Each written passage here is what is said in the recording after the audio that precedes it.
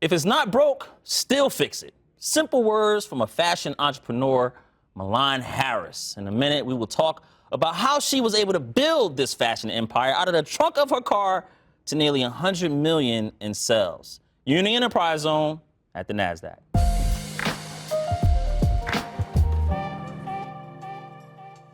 Hello, everyone. This is Jabari Young, senior writer at Forbes, and you're in the Enterprise Zone at the Nasdaq MarketSite.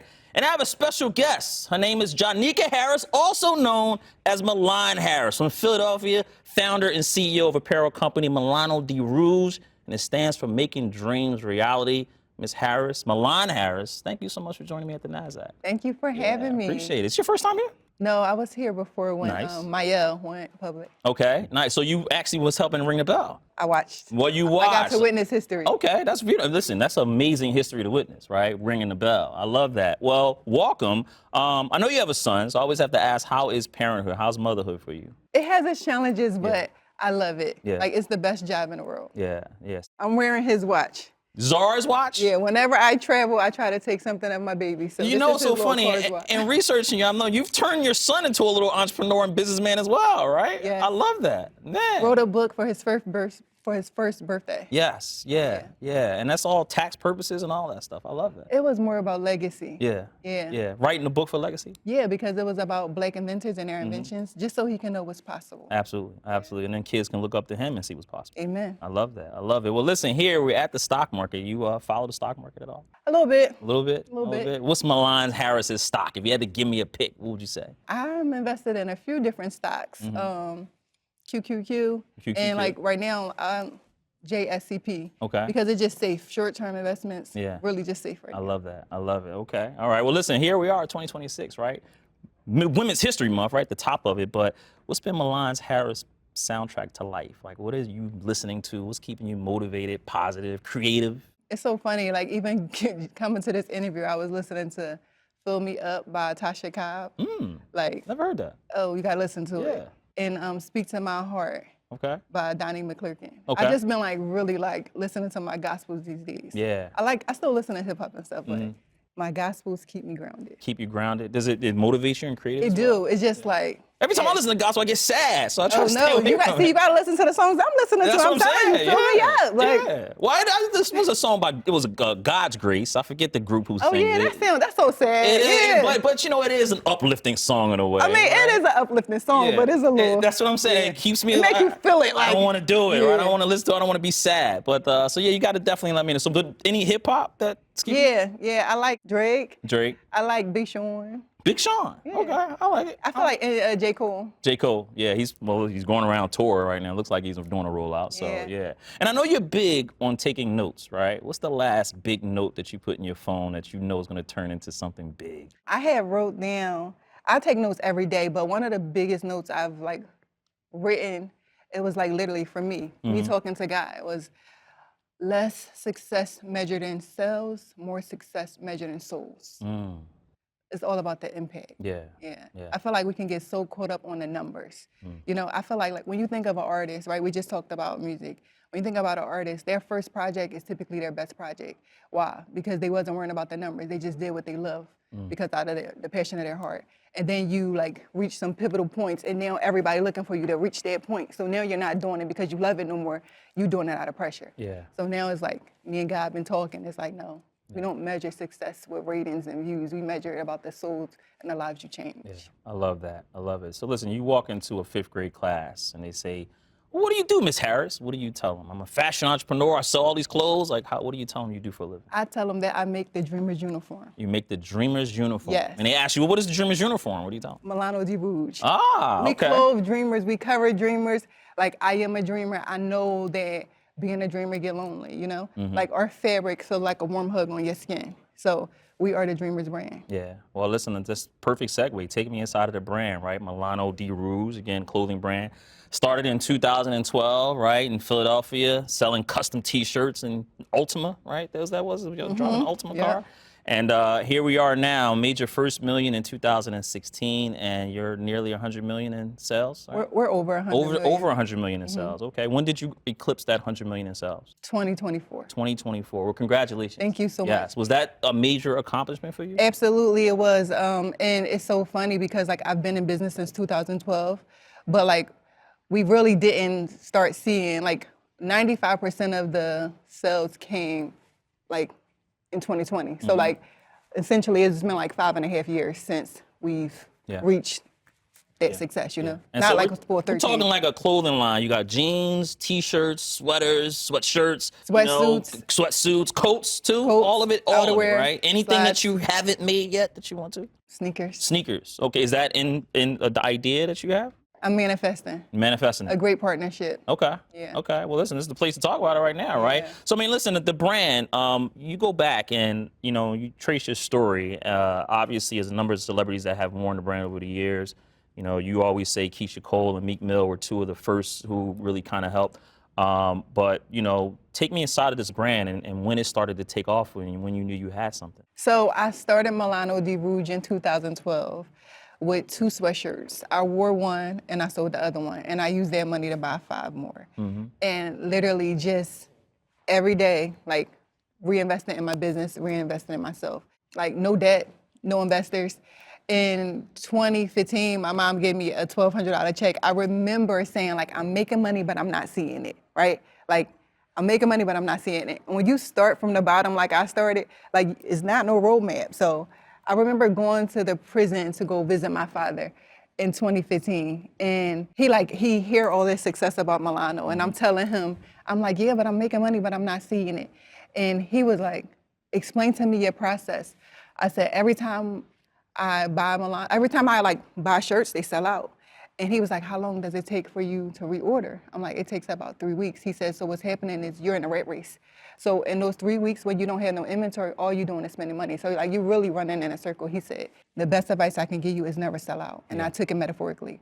Like I never sold my soul and I never sold out. I was just, from that advice that he gave me, 2 weeks later, I told my mom, I'm like, Mom, so I had a fashion show. We spent $20,000 on this fashion show. I literally had a fashion show. I sold tickets to this show. And I sold tickets to the fashion show, and I literally only had 2 garments going down the aisle. I was just styling them differently. But people paid to see this show, and that's like the belief I had in myself. But after the show, I had a bunch of inventory, and I was like $20,000 in debt from the show. And I'm like, Mom, if you could just give me $1,200, I promise I'll pay you back. What was the $1,200 for? Because all I had was t-shirts at the time. Okay. I was literally just like, t-shirts was walking down the aisle and sweatshirts. And I'm like, I want sweatsuits. And during this time, I would just buy in from wholesalers and put in my logo on it. I'm like, Mom, if you could give me $1,200, I promise I won't ask you for another thing. And she was like, I don't have it. And I remember like sitting on her steps and she just came down and put the check in my lap for $1,200. And I never looked back. And I paid her back over 100 times. And that same night is the night that Keisha Cole had on my shirt too. So I was sitting on the crying tears.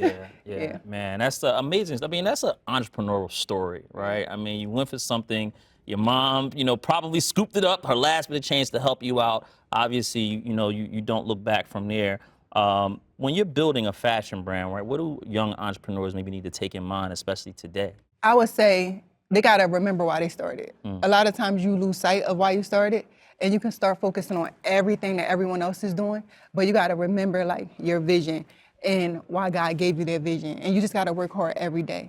I feel like there's not really no roadmap. Like what worked for you, what worked for her may not work for you. You just got to like do your research, like learn, and don't be afraid to fail. I feel like a lot of times people never start. There's people that like when I started back in 2012, we were all about to do something, maybe a photographer, like all different people. And some of them still haven't started because they was trying to perfect things. And I didn't care about things being perfect. I feel like progress is better than perfection. Like I just was learning as I go. Yeah. You always have this phrase too, you know, treat yourself like the end user, right? That's a slogan that you always use, right? The end user of Milano Rouge today, what are people getting, right? When I get to the end, right? Tell someone who may not have shopped with you before what they're getting when they get to that end user experience. So Milano Di Rouge is a symbol of hope. Like when you shop with us, like when you wear Milano, you know that anything is possible. I'm assuming you're wearing your own brand, right? I am. I am wearing, so like I've put on our executive sweatsuit Yeah. because I felt like we're at Forbes, so I wanted to give like an executive vibe. You know, you could dress this up or dress it down. But yeah, I feel like it's a symbol of hope. You know that you're not alone. You know you're a part of something. So like you see how like when you see someone with an Eagles jersey on, you're like, oh, we both are Eagles fans. You're on the same team. When you see, we're on the same team. When you see someone with Milano on, that's a dreamer. We're on the same team. They understand what I'm going through. You know, they understand the journey of a dreamer. And I am a dreamer. Yeah. I'm the American dream. Like I started with nothing. Yeah. What's distribution looking like for you, right? I mean, I know you had your store in Philly that's closed, right? Yeah, we closed brick and it. mortar store, right? That's no longer there. What's your distribution looking like now? So right now I have a headquarters in Marietta, Georgia, 21,000 square feet. I bought the building. So like everything is, And people come in there to shop? we allow private tours. Private tours, okay. Yeah. But everything is e-commerce right now. Yeah. But 5,000 square feet of that, I am creating a Dreamer Sanctuary, a safe space for dreamers. So we will have different curated events, dreamers dinners, Bible studies, karaoke. Like I'm creating a space where we can reset. Yeah. I feel like a lot of times we focus on the titles and not the individual behind the dream. Yeah. And a lot of times we get lost in those titles. So it's very important for me to create this space. I went on a reset, and I think that more people should go on a reset. If you get anything from this interview, take a reset if you can. I've started taking quarterly CEO resets where it's about a week long. And I don't do anything. And I don't feel guilty for not doing anything. I just came back off my reset. I was in Auburn, Alabama. And I slept. I watched TV. Stayed off your phone? Yes. I got off Instagram. Yeah. And I just felt amazing, you know? And I worked on my book. Yeah. But a reset, it just allowed you to like just be. You know, sometimes we don't be able to be. We're always performing. So I would say take a reset. Take a reset. Yeah. Yeah. No desire at all. I remember in a interview that you had did before, you had said you would love to see a men's line that you have in Saks. Like, is that off the table? No, it's not off the table. I would love to see like our denim in Saks and our outerwear in Saks. What's the hold Even up? our sweatsuits. I'm working on it. Yeah. Well, how does time of season go? Do you have to go to Saks and say, hey, I have this line? I mean, do you have to know someone? Like, how does someone get into Saks? Yeah, just like really approaching their buyers, finding their buyers, like pitching your brand. And I'm a part of EY Winning Women program. I'm not sure if you're familiar with their program. No. EY Ernest & Young. Okay. So they have the Winning Women. I am a Winning Women from 2023. I love Ernest & Young. And I'm also a part of their Entrepreneur Access Network. I was 2024. But like they have been really helping me a lot, and a lot of people in their community, some of them are in different stores, and they were just telling me like, oh, we got to do go to trade shows and different things like that. So like we're working on it. Yeah, but you have to find their buyer, present your product, and Yeah. go from there. Shouldn't they know who you are already though? Like you got the name recognition. I've called on a lot of people, and everyone's heard of you. So like, shouldn't they know already? Shouldn't they be approaching you? You can go pitch us. Fair enough. Well, listen, online designer clothing sales in the U.S. is $18 billion industry, right? It's expected to grow to $20.5 billion by 2030. Leather goods make up $8.4 billion of that industry, and women's wear, obviously something you specialize in, $2.6 billion, according to Ibis World. So you're in an industry that's growing in online designer brands. But I do have a clarity question, because I was, again, talking. And, in Philly, they say, well, it's just a luxury street brand. And I said, well, is it a luxury street brand or is it a street brand? Because that's two different things for me. If you're luxury, people from the street, they wear luxury stuff. But is it a luxury street brand or is it a luxury brand? It is a premium lifestyle. A premium lifestyle Yes. brand. Okay. Yes. Because that is a clarity thing. People say it's a luxury street brand, Yeah. but it's a premium brand, right? It's a premium lifestyle. Yeah. Premium lifestyle. Okay. I love that. Tariffs impacting you at all? Because I know you have to. Yeah, of course. Yeah. Absolutely. These Are you going to be tariffs- applying to get a refund and sue? Like Yeah, we actually see the emails and everything. Yeah, I'm praying that we can recoup a lot Yeah. of the funds. But yeah, the tariffs, especially being a small business, I feel so bad for a lot of the small business they had to shut down due to the tariffs, By the grace of God, we're still here. But yeah, those tariffs have affected us big time. Yeah. Listen, disposable income may be down, right? Economy is going through some, uncertain matters. You got a war that's just, began. Are you seeing something from your customers just letting them know, hey, we got to scale down a little bit because we may not be affording it, or you don't see any impact? So I feel like that's the beauty of our brand, right? The beauty is beyond just clothing, we empower. you know? So like we talk to them outside of just trying to sell to them. We have a free app where we're sending out motivational quotes at 10 a.m. every day. Like, so like we're really a part of the lifestyle. We understand that like people are falling against hard times, you know? And when they get back on their feet, they'll know that we're right here with them. So, because we never left them. So it's not a transactional thing for you. It's not, nothing is transactional with me. Everything is a relationship. Yeah. Everything. I love it. I love it. What's it like being Milan Harris in 2026? I feel like, dang, if you would have asked me that question in 2025, it would have been much different. Season 25 was different. Yeah. In 2026, peace. I am operating from peace and not pressure. 2025 has shaped me to like look at life so much differently. And like, I feel like I have learned that I was a people pleaser. And I never saw myself as a people pleaser. But when it comes to people that I love, I was trying to please them. And I was saving the peace, but a fire was boiling inside of me. And I learned how to treat myself, and it taught me how them to treat me too. Yeah. And also, the weight of being the one. When you are the one in your family, you know, I feel like it's so beautiful to be like the game changer, you know, in the one that break the generational curses, but I don't think people talk about the weight of being the one enough. Everybody call you too. Everybody call you, and it's the responsibility, you know, and it's like, so I see like a lot of athletes, I see a lot of rappers, I see a lot of people, they have money and they go broke.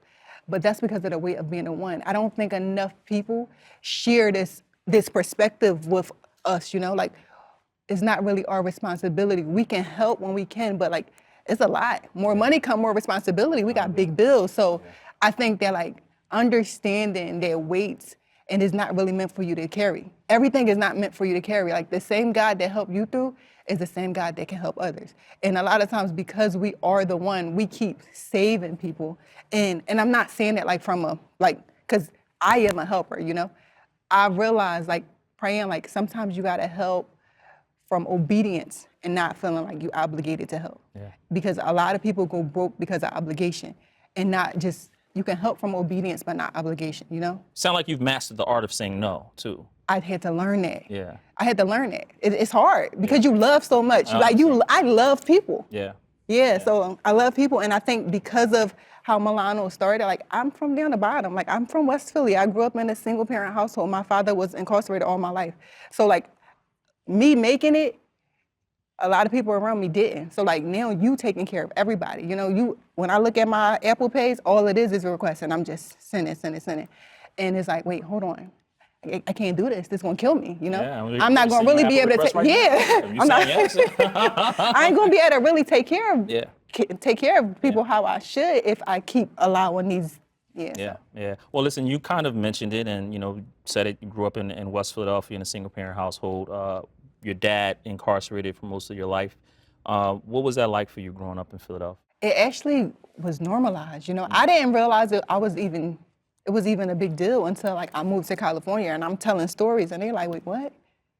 Your dad was locked up?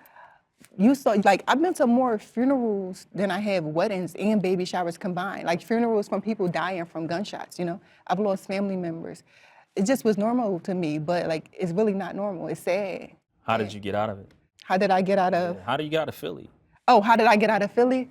So I feel like that's a thing, getting out, right? It's staying in and getting out. Yeah, it is.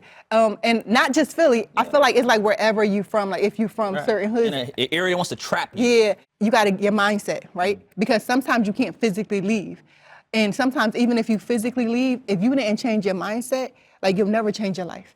I changed my mindset when I was in Philly. I feel like I went through so much, especially in the beginning of building my brand, where like I love my city. I love my city to death. But sometimes, you know, like we can, and this doesn't, like I'm not speaking for everybody because I feel like I get the most support from Philly. But like sometimes it can be like a crab in a barrel mindset. But like when you see someone making it, you want to pull them back, you know. And I've experienced that a lot with my brand. And luckily for me, God was able to help me shape my mindset before I left, because I was able to realize that hurt people hurt people. Like they only trying to hurt me because they hurting, and I am happy. I don't want to hurt. So I just kept working and I just kept focusing on my goals. And one of the things I realized is like, winners focus on winning. losers focus on winners. Yeah. So I just kept focusing on the goal. Yeah. You went to Lincoln University, right? You didn't finish that up there, but you went there. Why did you go to Lincoln University? What was it about that school that intrigued you? So first I went to Morris Brown College in Atlanta, but it was unaccredited. Yeah. So I dropped out after 3 months and they were calling me the college dropout, and all of my friends went, that was when Kanye West's album came out, Yeah. and all of my friends went to Lincoln, so I just joined them there. Yeah. And I loved it. Yeah. But I didn't finish. I had no idea that financial aid ran out. Yes, that's a thing, right? And you didn't want to get yourself wrapped up in that student loans. It's a smart decision, right? No, I had student loans. Well, not too deep though. I was right? deep. Very deep? It was deep enough. Okay. Well, did you paid it back though? Paid it back. 2018 paid them loans That felt off. good. Didn't Yeah, it felt amazing. Yes. Exactly. Yes. But I mean, again, you look at where you were, and go to Lincoln, and you sit back and you think about your story for a minute. Now you're talking about a young woman coming up from Philadelphia who made a call. It was your cousins about starting some T-shirts. Where y'all went, did a fish fry to raise money, right? They used the money on something else, and you were business minded, right? No, I used the money on something else too. Well, you did. So y'all all used the money. We on all something used the else. money on something All of it, else, right? yes. And so y'all used that money on something else. But your journey, again, that particular moment when you really decided that fashion entrepreneur was the way to go. That money for the fish fry, your mom giving you that check, right? You going through a very tough time in 2015, a breakup, right? That we didn't necessarily talk about in this particular conversation. And here you are now in 2026, over 100 million in sales, right? If you had to describe your entrepreneurial journey in one word, what would it be? I feel like in 2026, I would describe it as surrender. Surrender. Why surrender? Because like for 2026 version of me, not trying to control the outcome anymore.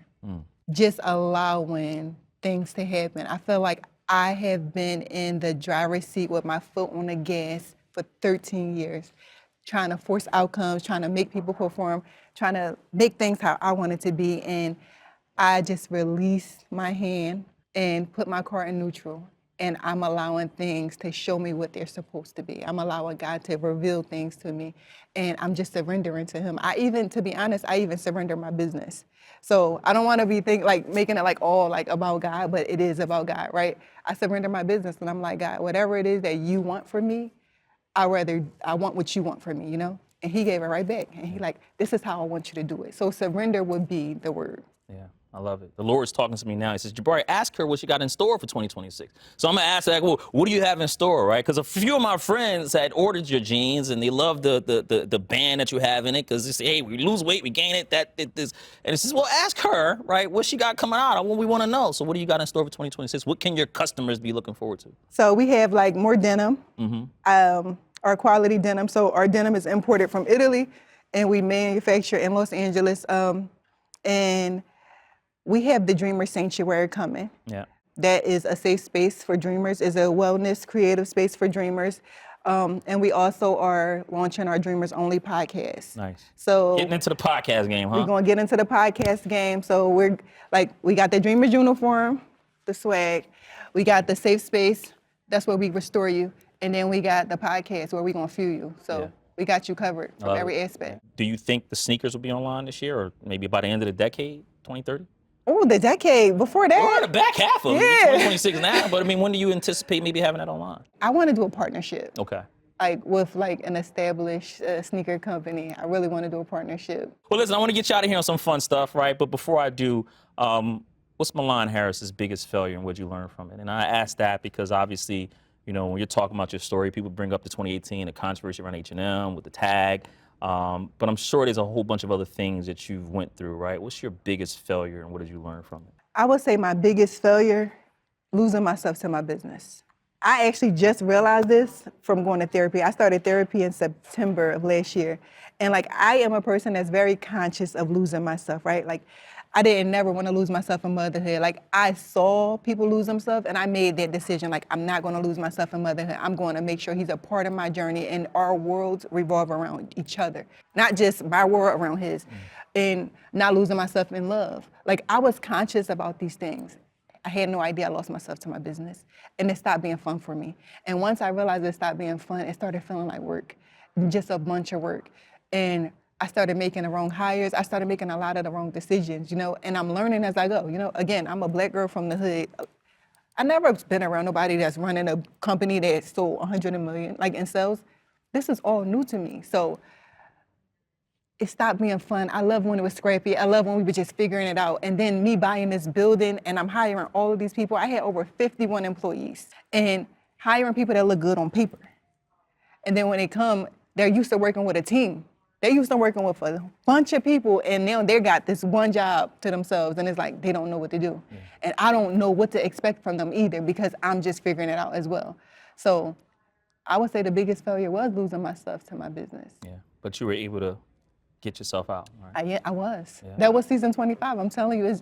But I think a lot of times God allows us to go through things so we can grow through them. Yeah, I love it. I love it. Well, listen, take me inside of your portfolio right fast. I know you got some real estate property in Norristown, right? Ridley, too. You still own those buildings? I do, and I am. So this is my season of stewardship. I had them properties since like 2021 and 2022. I have 13 properties, 11 investment properties, and I have like the most amazing property manager. We are getting these things up and running. Commercial use? Commercial, so it's mixed use commercial. And we have, like I am so happy with where we are. I'm actually thinking about shooting like a docuseries of me just fixing them up, you know? A black girl from the hood. I got 6 properties like all next to each other in Norristown. And just me fixing them up and me learning as I go. I'm no expert, I'm a student. So I think. Hell of a show. You think so? Yeah, I mean, listen, real estate, how do you do it? They got real estate TV shows all the time, right? HGTV, call me. There you go. That's what I'm saying, right? So you look at the College Boy cheesesteaks, the College Boy cheesesteaks truck in LA? Yep, college. Okay, you did your research for real, We got College Boy cheesesteaks in Los Angeles. If you ever in LA, check it out. It's a real. You don't use no Cheese Whiz, do you? Because some people like Cheese Whiz. Some people like it, but no, we got the American cheese. We got the American. We got the American. You from Philly, we don't do no Cheese Whiz. But some people like, we got to make sure our customers are happy. And I'm partnered with Happy Ice. Lemire from Happy Ice, he's from Philly too. Yeah. And he is killing it. Nice. Yeah. So you got the restaurant thing going on, the mobile truck, and the real estate. Anything else? Car wash and something like that? That's a good investment, though. Listen, automated. You only got to pay one person, right? Keep it going. Look, I was looking at ChatGPT about a few months ago, but my book, I'm writing a book. Nice. How to Love a Rich Girl. It is a power guide on how to love yourself. Nice. Like not rich in money, like rich in spirit, rich in wellness, rich in all of the things. I feel like a lot of times we're not taught how to love ourselves. And I went through a journey, and everything that I've experienced, I'm putting it in this book. So it's like a coffee table book. Whenever you open it, whatever page you want to read, it's something for you. Nice. Name your empire in one word. Fearless. Fearless. I love it. Fearless, right? Describes you very, very much. Fearless. Rapid, fast, right? Somebody gave you $10,000 right now. What do you invest in? Is it VOO? No. A stock, you mean? That's what you're looking for? Yeah, one of these is performing really well. Okay. I forget so which you want one stock is it. market with the 10 grand? I mean, I ain't trying to do much. I ain't trying to think. I thought you would do maybe another commercial property, or you just, go that I feel like I ain't seen no commercial properties for 10K these days. I mean, it's an investment. So you find a partner and say, I got 10 grand and I can put it in there, right? But that's cool. The stock market, there's nothing wrong with that. I ain't trying to do much. There's nothing wrong with that. Milan Harris is superpower. What is it? I see people. You see people. I see people. You looking at them and you see them. I see what they don't say. Okay. I try to understand them, and I try to speak to the individual beyond the title. Yeah. Favorite AI app? ChatGPT. That's the one you use all the time? Have you tried Claude at all? I got Claude. I got Perspective. I got them all. Yeah, it's good. I'm telling you. You spend hours on those things, You look at the luxury clothing business today. What does Milan Harris see? I see dreamers. I see something started from nothing. That's what I see. I always think dang, they started this from nothing. Even if they started in 1776, it's just started from an idea. And I'm like, wow, I know that anything is possible. Gotcha. Look around the world. What country do you invest in right now? Africa. Africa. Why Africa? Because it's the motherland. It's the motherland. Everybody says Africa. I mean, I know it's the continent, but like anywhere in Africa, I want to invest in. Yeah, everybody says Africa. Everybody. I mean, that is the billion people there first, and then you have all this fintech opportunity there. I usually get people out of here and I stick to the industry. Good to Great, right? My favorite business book, Jim Collins' Good to Great. It's easy to ask you what's the difference between a good luxury brand and a great one, but that's too easy. I'm going to ask you what's the difference between a good French fry and a great one. What's the difference between a good French fries and a great? Because you're a French fry aficionado, right? Apparently, you eat French fries all the time. So you tell me what's the difference between a good French fry and a great one? It has to be really crispy. Really it has crispy. to be crispy. You have to hear crunch, and they just have to have the right amount of salt. The right amount of salt and really crispy. I don't want the crispy where you bite it and the grease come out. Yeah, nah, I just need that, like, you need to hear that crunch. Do you have a favorite fry spot that you I go? do. I would say, Is it in Philly? yeah, it's everywhere. Chick-fil-A. Chick-fil-A fries. Oh, Checkers. They don't even know where Checkers fries are. No, Oh, nah. you got to get out of here. You dissing Checker fries. You from Philly, you dissing Checker fries. That's illegal. It's just not the best fries, though. Ah, come on. Milan Harris, thank you so much for the time. I really appreciate it. Good luck to you and the rest of your journey, right? And let's come back and talk when you decide to sell the business, right? Everybody wants to sell, buy, sell. You got to sell it one day, get this big giant check, and then you can cash out and do whatever you want. Then I can invest in some more dreamers. There you go. Invest in more dreamers, commercial real estate, all of it. I love it. I love it. Milan Harris, Milano Di Rouge, making dreams reality. I love it. I love it. Here at the Nasdaq, thank you so much for watching. Thank you for listening.